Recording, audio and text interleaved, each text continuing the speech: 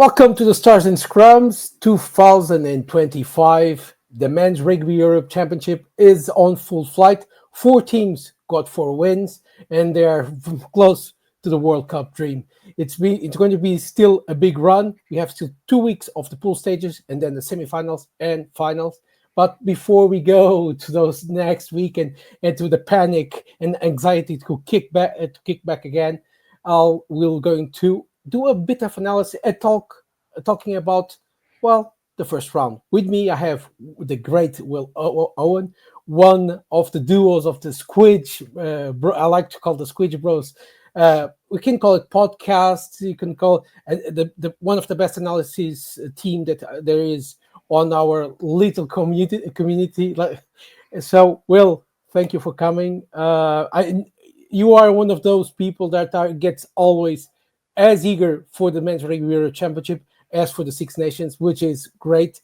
So before we kick and start with the first moment of the 4 moments, because Will's going to talk about 4 moments he liked, and he's going to break it down and analyze. Why do you like the Men's Rugby Europe Championship? Why a British fan, a Welsh fan, likes this competition? Well, because Wales aren't doing so well in the Six Nations. No, I'm joking. I think a lot of it stems back to the fact that I love the Rugby World Cup, and I always get so excited by seeing who might be the next teams that we're going to see in the Rugby World Cup, and which players to get excited for. And a lot of the time, there's really great players who you don't get the chance to see play at Premiership level, at URC level, or anything like that. And most of the time, it's players that you've not really heard of or you don't get to watch very often. And it is really great getting the chance to watch these players and celebrate them. And sometimes, you find players that you've not watched in a number of years who've declared for a nation nowadays. And that's great. That's so good, getting to see this and really boosting these kind of emerging nations, so to speak. So, yeah, it's always great fun. It's an attractive brand of rugby as well, that you always see lots of great tries scored that come out of the Rugby Europe Men's Championship. And, yeah, I love it every year. Great. Well, you have already told me your moments. We'll start with the first, which I call the super try, and you call the lot of passes try from the Lelos game against the Edelweiss, so Switzerland, which ended with 110 points for Georgia, 0 to Switzerland. But even so, it was a good debut by the Swiss. So let's put the try so the people at home can enjoy it. And I'm going to... and here, let's start from the beginning. So, Will, talk us about the try.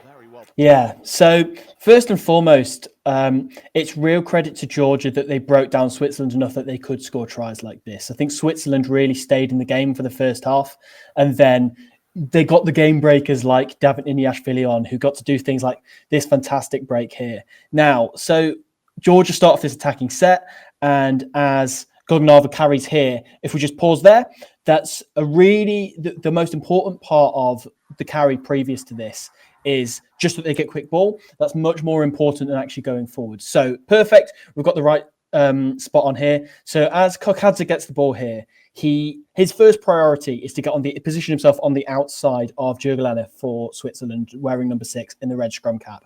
And the reason for that is, as Jurgelane kind of fades across, it's a 1v1 tackle on a slightly bigger man who's obviously come off the bench. He's fresh and he has great hands. So as Kokadze, if we carry this on, takes it to the line, he manages to get in a lovely one-handed offload. And it's Irakli Apitiari, namesake of the try scorer, manages to get against a smaller man, gets the offload in, and this is absolutely fantastic from here. Chechenidze staying in the game, getting a second touch. That offload there is gorgeous because he manages to contort his wrist to kind of go from overarm to underarm as he flings it there. Gets a third touch there, and brilliant hands by Georgia to get it on the end. But potentially unnecessary, but fun pass to get it onto the end. Get the debutant to score a try, which was his first try for Georgia. So, yeah, that's a lovely, lovely try. And it's great to see forwards, backs, front row forwards even, interlinking. And, yeah, it's a brilliant, brilliant try to watch. Well, it was a great try. Look, like 10 years ago, we were used to see Georgia dominate only in the pack. So very good scrums, very good lineouts, very good maul. But nowadays, it's more than that. And as you explained, it's a more all-around team, right? Yeah, I think at the moment you can probably tell from the big scoreline that they put on that it is the Georgian backs who are entertaining more than the pack at the moment. I think not that the pack aren't, but you know what I mean. Like the pack got the job done in the first half in terms of resisting what, as I say, Switzerland were putting a lot of pressure on them. They were extremely fired up and played in a very kind of passionate manner.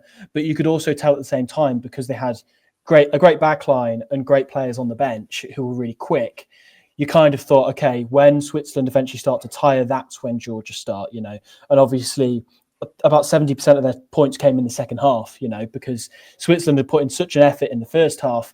But yeah, as I say, we talk about David Iniashvili. Akatabutsadze is one of the greatest try scorers.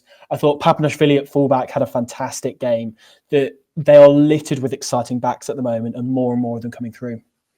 Well, it was not an easy day for Switzerland, but even so, they were against one of the best top 12 teams on the world, and still in the first half, they managed to, well, almost got a try. So what positives, if you were in the Swiss camp, would you take from this game?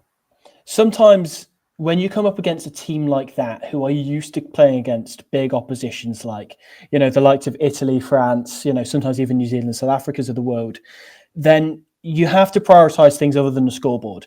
You have to prioritize like having a big tackle count, being able to hang in there in the scrum, which in the first half they did. Obviously, it was a bit of a different story in the second half. And sometimes it is like, how can you get around the park? How much can you physically compete with the guy opposite you?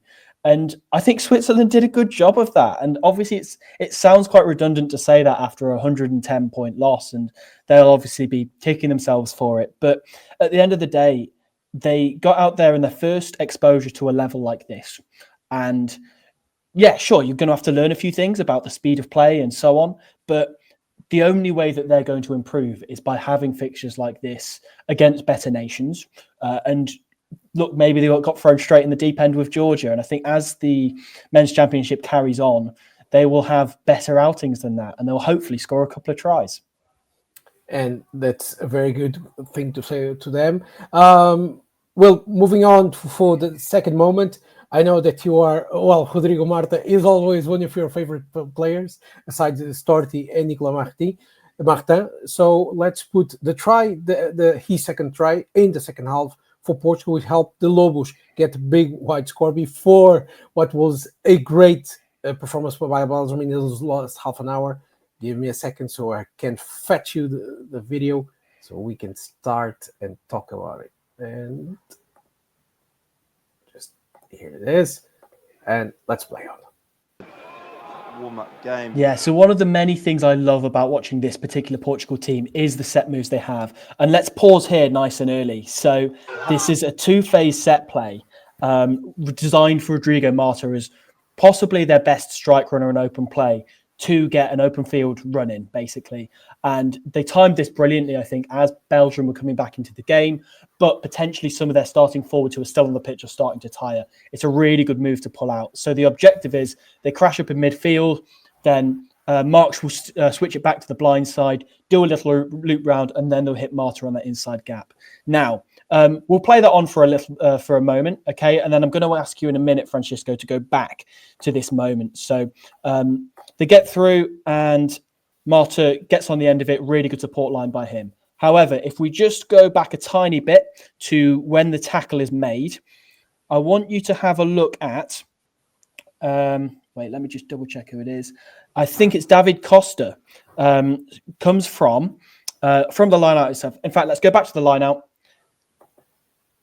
Keep an eye on number one here, David Costa, and then I'll ask you to pause once the tackle is made.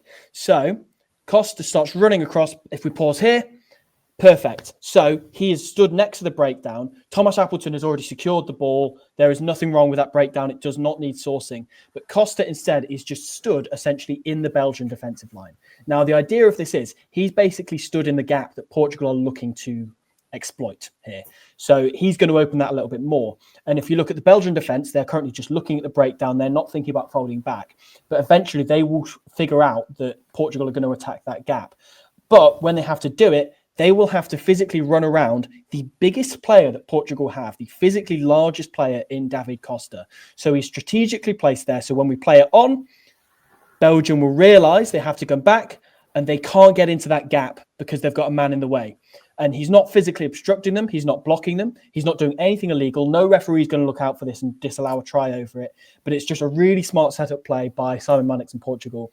And Marta obviously knows it's coming because they've pre-rehearsed it, and he gets on the end of it beautifully.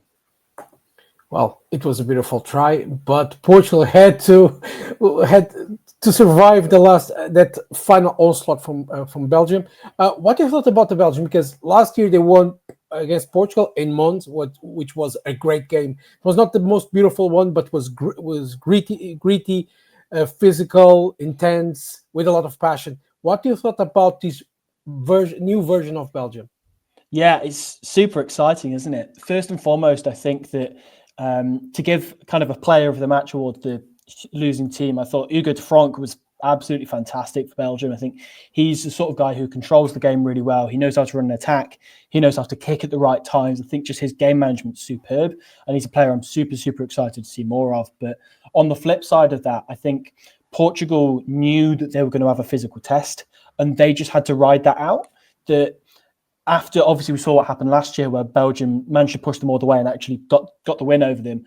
I actually think that's a much bigger result for Portugal, even though they would have gone in as favourites than people realise, that sometimes you'll have those days where they know that Belgium with a banana skin for them now, and they just have to get through the 80 minutes and they will take the win. And I think from a Portuguese perspective, I think you should be, even though the result wasn't perfect, should be delighted to just get the result, and that's a good bit of momentum at the start of the championship. That's good to know. In the hot stats piece of this week, you're going to notice that Portugal did 265 tackles against Belgium, which tells that they tackled well directly, but as you can see in the highlights, something didn't work on defense because they conceded 3 points against a very interesting Belgium. Now, next we have the Stinjari, the Romania, who won against Germany after the first half that was 13-10. The Romanians, fired up and with beautiful backline moves, they dismantled Germany and scored 4 tries. So let's watch one of the best. You picked Mario Simonescu try, which was a perfect moment to tell the tale of the game. So I'll put it on. Yeah. Now, I actually really like this setup by Germany that they go for here. So when we go for the scrum, when we play this through, Pretorius goes for a chip over the top, and you will notice that the referee just talks to Plumpe at 13 for Germany and tells him to stop running. And this is what Tinge identifies here, that he runs into the man who's retreating. He can't get a dominant tackle on him. And straight away, Simonescu, he's one of those players that his eyes light up and he knows what angle to run, and he's got the gas to finish it off. It's a superb try from who is one of the most promising and exciting players in international rugby at the moment, Marius Simonescu. Great captain for Romania. Yeah, it's in this moment, if you watch it again, it's incredible how Romania, after the kick, doesn't misplace. They know exactly what they're going to do, and to have, it's a different type of player like Valvasa. He beats 1 tackler, 2 tacklers, 3, and that it's a marvelous move. It can look rather simple, but it's complex. So it shows that Romania is doing some thinking outside of the box, right, Will? Yeah, big time. I think we've associated Romania with their maul in the last couple of years. I think that their scrums really come a long way. I think that Georgi Gajan's obviously been great, but they've obviously had another few new set of props and have clearly developed some depth in that department. But it is the back line for me for Romania at the minute. I think Alan Konecki's really coming onto his own at 9. I think he's somebody that you could always tell he's got the talent, but it's when he gets the experience, he's going to be a proper kind of test match animal. Hinkley Valvas is a baller. Like, he's one of the most talented players in this championship. And also, I just want to say, one of my favorite players in this championship, Taylor Guntiniak. It's so good to see he's back playing for Romania now, and he looked so comfortable both sides of the ball, and so happy to see him back in the side. As for Germany, it was the result they were expecting, but in the end of the day, we can compliment Mark Kuhlmann's team because that first half was something to behold. Oh, 100%. I think defensively they really put in a good shift against, what is a very expansive team who also have that power up front, and I think that, yeah, they're the sort of team who will really learn from experience like that, where the fact that they were in the fight for so long is such a huge positive for them. And yeah, hopefully they'll take a step forward in the rest of the championship. Well, let's go for the final moment, which was the final game of the round. Spain, Netherlands. The Leones beat the Dutch, the Orange, at home in Madrid, and it was a full central waiting for the national team. Well, you picked Tanibai first try, which was, well, a worldly. Let's watch that moment, and will break down why he thinks it deserves to be one of the moments of the game. I'll put it on in a second. And here it is. Tanibai's a proper all-round scrum half. I want to say that first and foremost. His pass and his kicking is fantastic. If we pause here as well, we obviously know that scrum half kind of cheat line is perfect, but the one bit of kind of work rate from Spain that I think will go unappreciated here is Oviedo playing number 2, the hooker's support line here on Boronat's break. That just means that he can slightly get in the way of Edwards wearing 12 for the Netherlands. And it just means that by having an extra man flooding through in that attack, he's just making the effort, even though he's not as quick as Bai or potentially any of the tacklers. It just means that Van Ord from fullback has to commit to the ball carrier, doesn't give him a choice to drift off because it could potentially be a 3v1, but instead that 2v1 is still on. So he can't worry about Bai. He's got to commit to the ball carrier. So we play this on, and Bai's support line here is fantastic. He makes it really easy for him to get that offload over the top, and they score the try. Tanibai's somebody who I think has been brilliant for Spain all tournament and for a couple of years now. About this try in Spain, what do you like the most to see from the Leones from this game? Well, again, they're one of those teams that are gradually forming more of an all-court game. I think we associate them very much with their pack. No, sorry, we associate them very much with their backline. That we've got Martinano Cian on the right wing has been tearing it up out wide. John Vessel-Bell, again from fullback, has got so much gas, showed a great kicking game for the other Tanibai try as well. Really good game awareness from him. But again, they are starting to develop a pretty decent front row. And yeah, hopefully that could be something an area of their game that they start to build out, because they've obviously got ball handlers and they love to play wide and play really expansive, ambitious brand of rugby. And it's really entertaining for us as the viewers. And for Netherlands, I know they had big expectations for this game. They were eyeing that direct qualification for the World Cup, which is not impossible if they beat Georgia. And then we have seen stranger things happening in the Rugby Europe Championship and in the world of rugby. So, but what positives a Welsh coach like Lynn Jones, that you know so well, can take from this game and, well, put in the bag and go to Georgia and update the team to do something different? Yeah, I think it's an interesting one that they're probably better matched to a team like Georgia than they are to a team like Spain. I think that as much as they may struggle at scrum time and maul time and so on, they've shown that they're a determined enough team and they are actually quite fit enough that they can get around the park and, be really confrontational. And I think that they're the sort of side who will love being the underdogs for a game like Georgia, where a team that's on the back of 110-point win, shoulders puffed out. I just feel like they'll go, yeah, you know what? Let's be the party wreckers here. And I feel like that really suits the Netherlands. And sure, they can play great rugby themselves and score some great tries, but I just feel like they're going to like to ruffle some feathers. And I feel like that's something that they'll enjoy getting under other opposition's skins as they look to climb the ranks, as they are, such an ambitious team looking to do. I think it will really suit them. So I imagine that whilst, Georgia will go in as overwhelming favourites over them, I just imagine there will be a couple of clips coming out of that game of Wolf van Dijk putting in a huge shot on, let's say, David Niniashvili or Luka Metcalver or one of the stars of the Georgian team. And, well, we hope we have those clips because it's always a banger.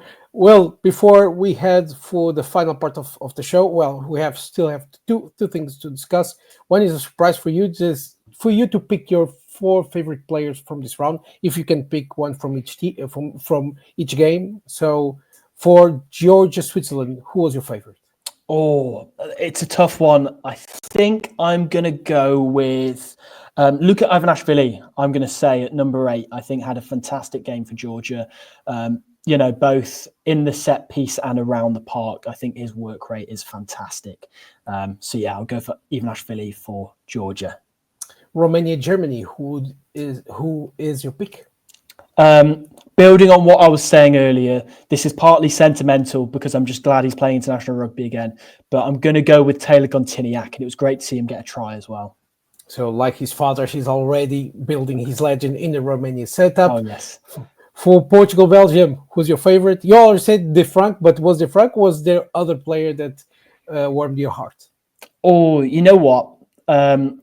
I'm always leaning towards saying Nicolas Martench. I think he's an outstanding player.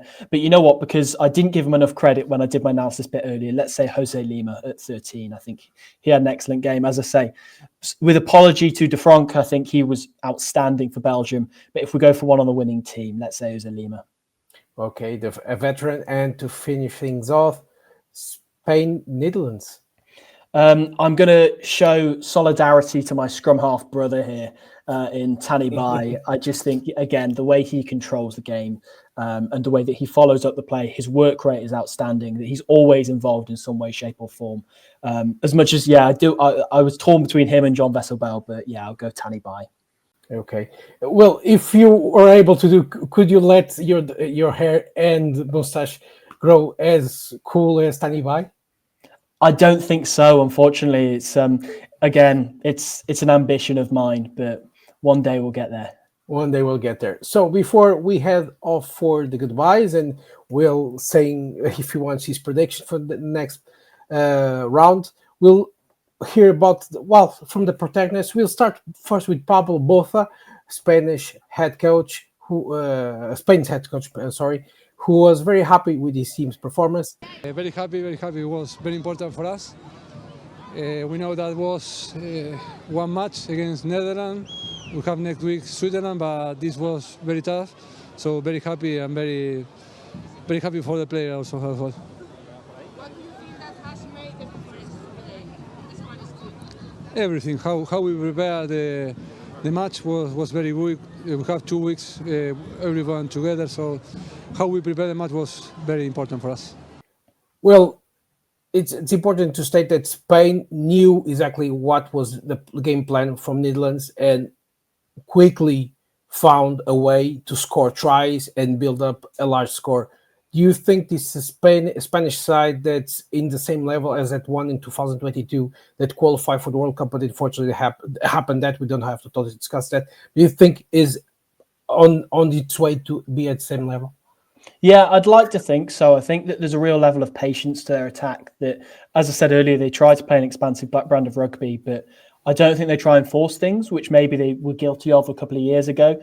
So, I think as they start to play slightly more challenging defences, which if they want to play in the World Cup, is one of those things that they're going to have to do, I think that will pay off when it comes to scoring tries against some of the big teams.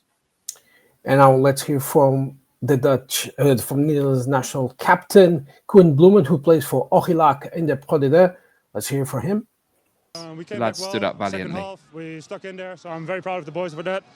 It was just the first 20 minutes, the defense, we tried to keep playing in their half. We gave a mistake away, penalty, back on around 22. They were just a bit more clinical than us today. What would be important to work on for the next weeks? I think what is going to be important for us for next week is going to be the mental side of it. It's a big loss. We weren't expecting it, but we have a good group of people. I think we're going to work hard and we're going to make it work. Thank you. Yeah.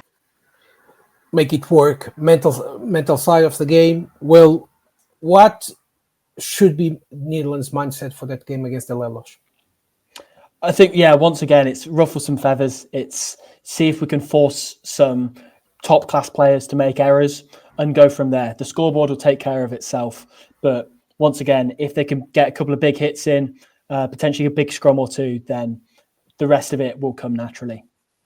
Next, we'll hear from David Gerard, the head coach of Romania. Let me fetch the clip. 1 second, please. Yes, first thing I want to congratulate Germany for his game.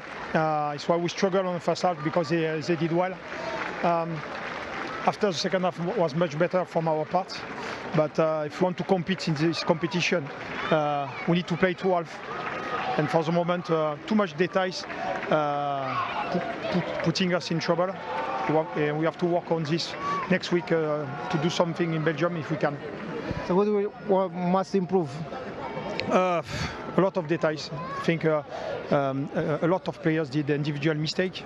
Not much, but one after one, 1+1 is 10 mistakes at the minimum, and our undiscipline in the first half. And of course, we want to play more, like you saw, but we have to keep sometimes our energy for the right area, and sometimes in a game control we are not so good. That's why we have to work on all of this. Thank you so much. Well, something important, and I want to hear from your point of view of an analyst, is what changed from the first half to second half in Romania? David had said they'd start to playing a bit more and they played more wide, more quick ball, but what changed from one half to the other? I think, first of all, I think that interview was absolutely spot on, was the discipline really starting to slip for Germany, that made it a lot easier for Romania to play the style that they do.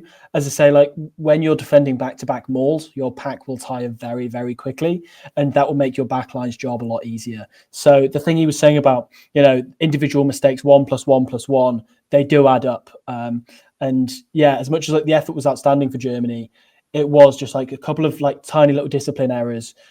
Really, you don't need to give this Romania team another invitation to attack. Well, next, we're going to hear from the Deutschland, or Germany's national captain, Jon Schroeder, who was not very unhappy at the end of the game, and he shouldn't, because Germany had a good game. It's hard to get over a game. We're pretty happy with the first half. We played our structure, what we want to do, and pressure Romania in the first half, and in the second half we couldn't keep up the pace, and I think we did way too many mistakes, especially lineouts didn't work out today, what actually our strength was in the past. So, but we're looking forward to next week to Portugal. That's the next opportunity, and we're ready to go. You finished the match in fourth in the advance. A good point for you. Yeah, this was our goal. We know when we're coming to Romania that we first have to defend well and then play the match the best we can do. And like I said, the first half, this is what we want to do, but we have to keep it for 80 minutes and not for 40. Thank you so much. Thank you. Well, it's an 80-minute game, but there were very good positives for Germany to take out of this. If you were on the German camp, and I'd like to do this with you, what would you try to get better before the Portugal game? Or you think it's essential to get perfectly better before the Portugal game? Once again, as I say, I think that discipline aspect will be huge. I think against Portugal, it's kind of the inverse of what I was saying about Romania a minute ago. But if you give them loads of opportunities to attack you out wide and set up the moves that they like to do, then the more tickets that Portugal buy, the more likely they are to win the lottery. So I think it's really trying to starve them with possession, frustrate them in the first half, and then go from there in the second. Okay, as we're talking about Portugal, let's hear from Simon Mannix, Portugal's head coach.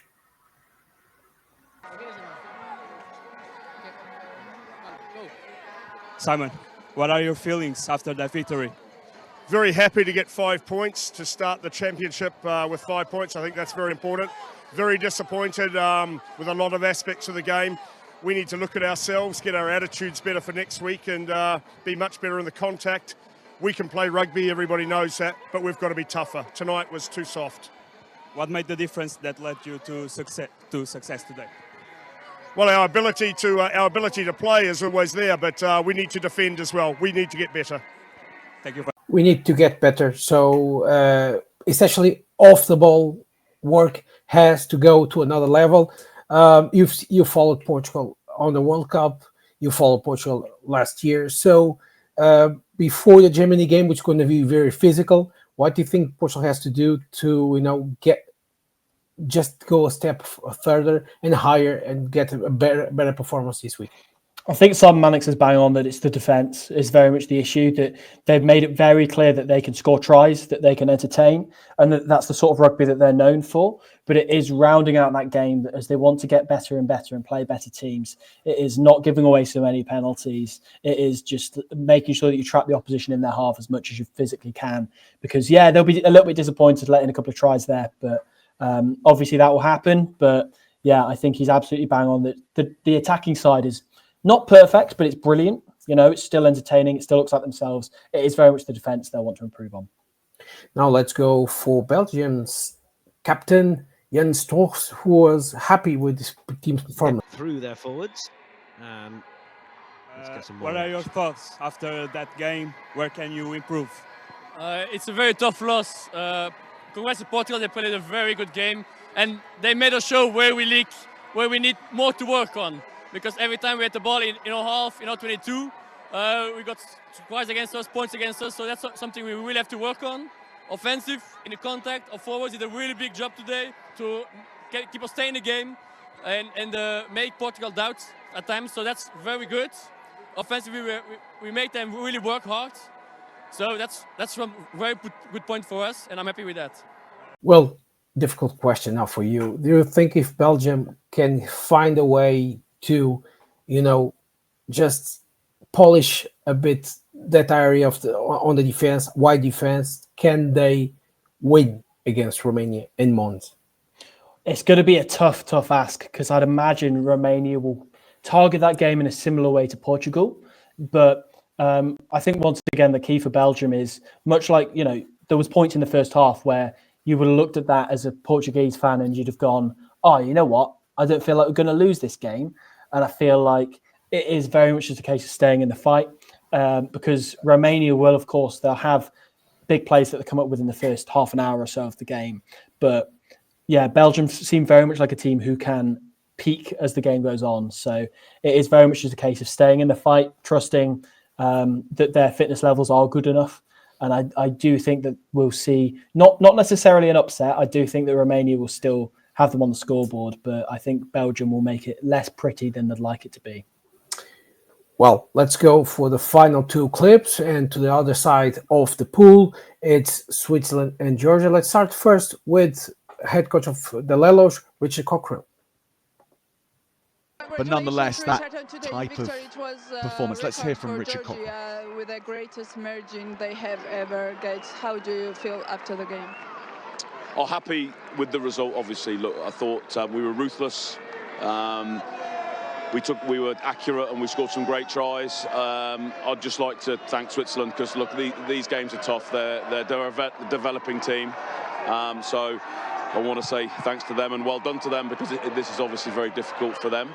But for us, we're developing our game, and I thought we saw that today. And great result, and it makes it hard for other teams because we want to be at home for all our semis and finals, and points difference and tries is important. So, but we should win these games. We should win these games by these margins. So we now need to concentrate and make sure we beat the Netherlands next week and continue building this team. Thank you.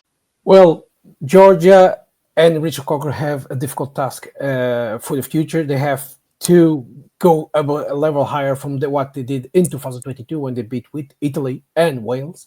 But it's becoming a very perfect team, aren't they?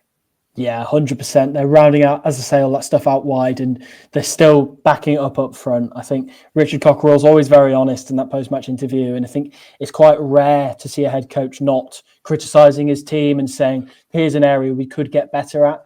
And you know what? It was a pretty perfect performance for Georgia, so fair play to him. I think he spoke very well there. Now, let's for the final clip and for our debutants. So Switzerland, Team Vogtli, captain, or one of the captains of Switzerland, talked after the game. What do you say about your first match in this division? It's an experience. It's a sign of where we need to get to. And yeah, it's a learning. There's still a lot to do. We knew it was going to be tough. Georgia, the first game in the championship is always tough for anyone. But for us, coming up from the lower league, it just shows where we need to get to. So it's a great learning, and we take a lot away. We it's great for the rest of the championship. So, yeah. Thank you very much. Learning lessons, but at the same time, they have to feel proud because they are growing, right, Will? Yeah, they wouldn't be here. They wouldn't be playing in this championship if they didn't deserve it. If they hadn't won games at a lower level in order to get here. They're very much here because they deserve to be. And I think it's going to be really good to see how they acclimatise to that higher standard. And I think that will only come with playing more. And as you say, that learning and building has to very much be the target rather than necessarily wins this year. Now, just to remember people at home, and Will's going to do the prediction, just saying the fixtures for the round 2. We start on Saturday, 8th of February at, 11 a.m. because it's going to be again in Tbilisi, and it will be already 3 p.m. in Tbilisi when the game kicks off. Georgia hosts Netherlands in what was going to be a great game. Next, we have, later in the afternoon, already at night, Belgium, Romania. And in the next day, Switzerland, Spain, and finally Portugal, Germany closes things at 6 p.m. CET time. So, at the moment, Georgia and Spain are in the top of the pool with 5 points each, while Portugal and Romania with the same points in their own pool. If all of these teams get a win in this next round, they are through to the World Cup. So it's time for you to do the predictions, starting with the Lelos against Orange. I reckon the Lelos will take it. I'm going to say by 20 points. 20 points, okay. And then one of the biggest games, the Diable Noir versus the Stinjari. So who gets the slice of the cake of the World Cup cake? Which two teams is that, sorry? Belgium and Romania. Belgium, Romania. I'm going to go Romania by, let's say, 15. I reckon they'll have an off day, but they'll pull through. Okay, it's an interesting prediction. And then next, Switzerland, Spain. So it's after many, many years, the Swiss are going to host again Los Leones, Spain. So what do you reckon? I reckon, again, it will be a big win for Spain. And I think Switzerland will have a lot to take away from it that isn't necessarily written on the scoreboard. Okay, and then Portugal, Germany closes our round 2. Who do you predict as a winner? I can't look past Portugal, unfortunately, as much as I'd like Germany to, as I say, ruffle some feathers once again. But I reckon Portugal I'll go 20 again. Thank you. Well, thank you again for coming for the Stars and Scrums. It's always a pleasure to watch you and to hear from you. I know SQUIDGE is doing you are 100%, 200% in the Six Nations working, uploading the video. So people just go to the channels on YouTube, Twitter, Instagram, and TikTok, right? Correct. Yeah, SQUIDGE Rugby. You can find all of those. There's also more SQUIDGE Rugby on YouTube if you want to look at that. Some bonus videos on there, including hopefully upcoming some stuff about the Rugby Europe Men's Championship. And you have a Patreon, right? Correct. Yes. Yeah, you can go on there. There's a lot of cool stuff on there. Exclusive content. Remember that Blue Sky, there's Blue Sky also, so don't forget, it's one of the new social media.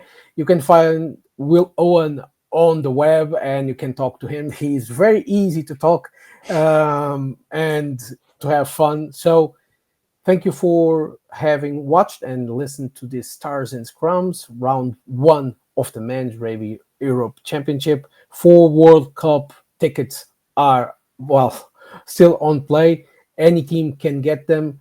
A slip there, a slip also elsewhere can happen. So thank you for staying with us. See you next week. Record this.